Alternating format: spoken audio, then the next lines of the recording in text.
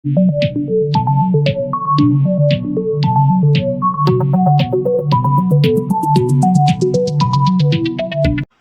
alaikum. Today I am going to discuss with you remaining part of the poem The Last Ride Together by Robert Browning. Part number first में हमने discuss किया था introduction, इसके अलावा past not to be regretted और poem की situation क्या थी। आज हम डिस्कस करेंगे कि all strive but few succeed. काफ़ी सारी कोशिशें इंसान ज़िंदगी में करता है, काफ़ी सारी चीज़ें हैं जो इंसान अपनी ज़िंदगी में हासिल करना चाहता है, लेकिन कुछ ऐसी चीज़ें होती हैं, कुछ एक ऐसी चीज़ें होती हैं जिनको वो इस दुनिया में या इस ज़िंदगी में पाने के काबिल हो जाता है। The lover goes on to reflect about the lot of human beings in general. Lover जो है वो अपनी बात जारी रखता है, वो रिफ्लेक्ट करता है काफ़ी सारे ह्यूमन बींग्स को जनरली, काफ़ी सारे ह्यूमन बींग्स को जनरली वो शो करता है।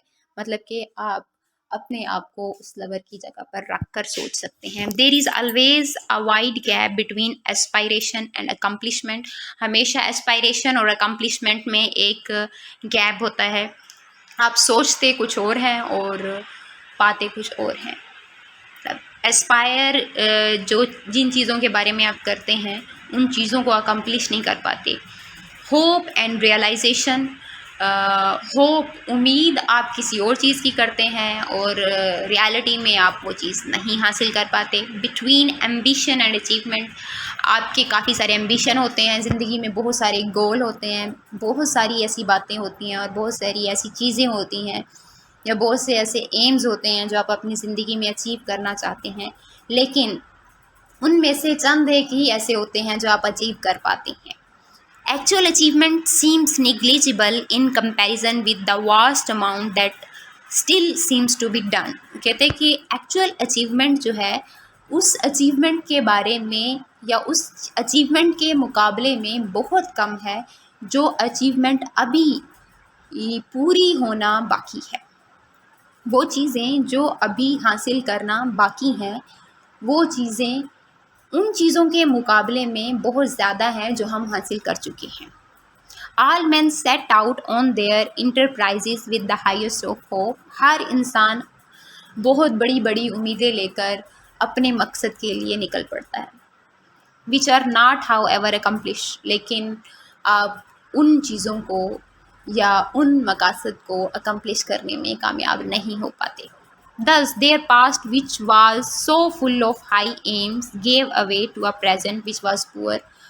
फिर उनका पास जो कि हाई होप्स, बहुत सारे एम्स और बहुत सारी चीज़ों को हासिल करने पर मुश्तमिल होता है, वो बहुत ही पुअर प्रेजेंट में जाकर रुक जाता है। For those hopes had not met with fulfilment, उन उम्मीदों के साथ जो कि कभी भी कबूल या कभी भी पूरी नहीं होती। अब यहाँ पे ये एक बहुत ही ज़बरदस्त किस्म की पोइट बात कर रहा है। वो कहते हैं कि जो लवर है, he himself had hope to win the love of his beloved, क्योंकि उसने खुद भी उम्मीद की थी कि वो अपनी जो बिलवड है उसके लव को हासिल कर पाएगा। But has failed to achieve his ideal, लेकिन अपने आइडियल को अचीव करने में वो नाकाम रहा। He consoles himself with his success of being able to enjoy a ride with him। वो अपने आप को कंसोल करने की कोशिश करता है कि मैं चलो एक काम में तो कामयाब हुआ हूँ कि मैं एक लास्ट राइड लेने के काबिल हो सका उसके साथ। मतलब मेरी अकम्पलिशमेंट पूरी लाइफ में यही हुई कि मैंने पूरी लाइफ उससे मोहब्बत की और आखिर में मुझे अकम्पलिश क्या हुआ कि एक लास्ट राइड मुझे मिल गई। एज ही राइट्स, जैसे ही वो राइट करता है, he feels as if his soul has gained a new insight. वो ऐसे फील करता है जैसे उसकी सोल के अंदर एक नई इंसाइट आ गई है, वो तरोताज़ा हो गया है, फ्रेशन अप हो गया है। So many man work hard but still have to face failure. काफ़ी सारे लोग होते हैं जो सख्त मेहनत करते हैं, मुसलसल मेहनत करते हैं, लेकिन वो गोल अचीव करने में नाकाम रहते हैं।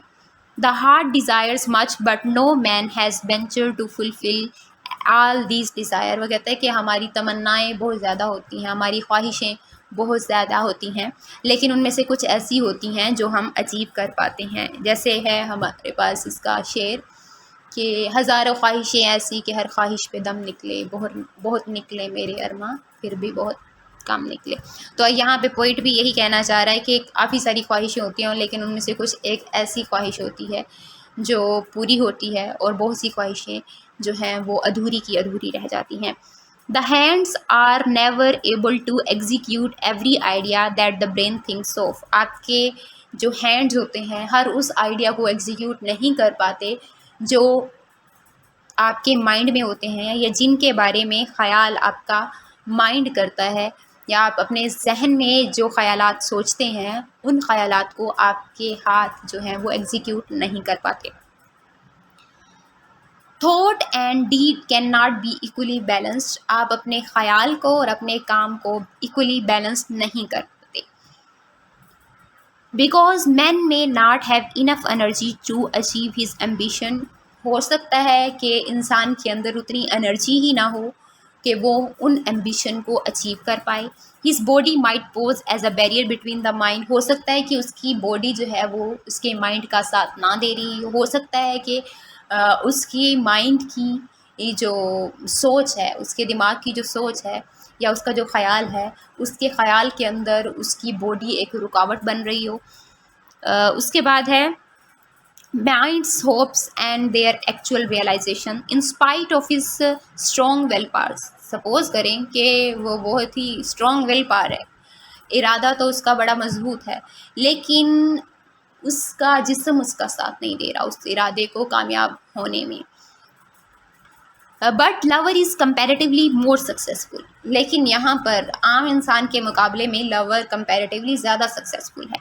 ही is at least enjoying his beloved company on a last ride and feeling an ecstatic movement. आखिरकार वो अपनी बिलवड के साथ लास्ट राइड में अपने बिलवड के साथ है और उस लास्ट राइड को वो इंजॉय कर रहा है, ज़बरदस्त मूवमेंट के अंदर है। वो बाकी नाकाम आदमियों की तरह नहीं है।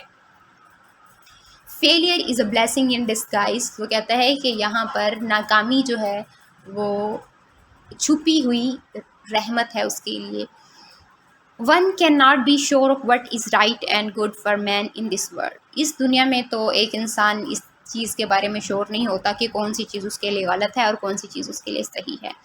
If his pursuit in love had been successful and he had achieve perfect happiness on earth. अगर उसका लव में जो परस्यूट है वो सक्सेसफुल रहे और वो दुनिया के ऊपर परफेक्ट खुशी महसूस करने में या अचीव करने में कामयाब हो जाए, there would have been nothing to look forward in to in heaven. वो कहता है कि अगर आप दुनिया के अंदर जो है वो अपने लव को अचीव करने में कामयाब हो जाते हैं तो कोई जो है ऐसी चीज़ इस दुनिया में बाकी नहीं रह जाती या हेवन में बाकी नहीं रह जाती जो आप अचीव करना चाहें।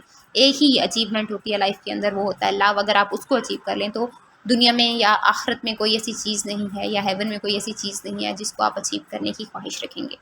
हिज फेलियर दस is a blessing in disguise. इसीलिए वो कहता है कि जो मेरा फेलियर है वो एक ब्लेसिंग है।